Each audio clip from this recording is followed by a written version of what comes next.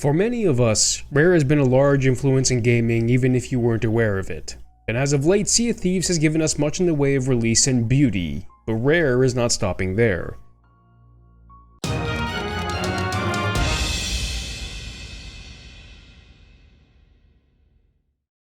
As many of us have heard, they are working on a new IP referred to as Everwild. Now, not much is known about the game, however the latest Eternal trailer along with some insight from executive producer Louise O'Connor and art director Ryan Stevenson showcases a wide world where your avatar, the Eternals, and life itself go hand in hand. For now, I will take you through some pointers of the world and give my opinion and expectations near the end of the video. The trailer showcases some new animals, and the playable characters referred to as the Eternals. It shows how your character and the animals will adhere to a connection in this world. And not only that, but based on what Ryan Stevenson said, some styles of animals will require the Eternals to help them survive as a symbiotic connection. This tells me that while players are traveling the world, we may find new life forms which we are not sure whether they can live on their own or are vast hunters. As the trailer goes on, we also find out that the world is diverse and very large, spanning multiple biomes which would attest to new animals and ways of living. But at times with new biomes comes potentially new threats, and the next scene shows an Eternal protecting a tree from such a threat, and that is a swarm of insects. They protect a tree which harbors a small form of life, and hopes that it can bloom and grow wild. This begs the question, are some biomes worse off than others? Are our intentions to protect this world fully, or do we choose who and what to protect?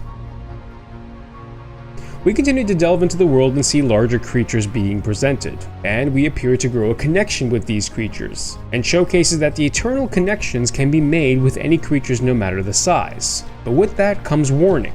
As we venture into these vast environments and biomes, we don't know exactly what we can expect.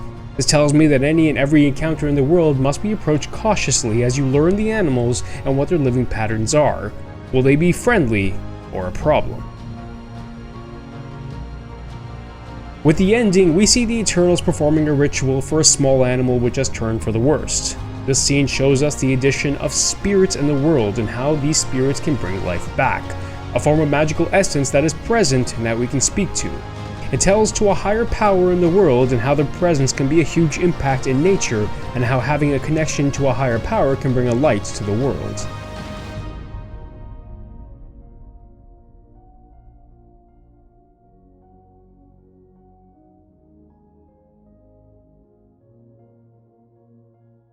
This game is honestly beautiful and has so much potential for building a world intended for you to get lost in. As an Eternal, it tells me that we have a responsibility in this world to keep the peace and discover what this world has to offer and how it's come to be.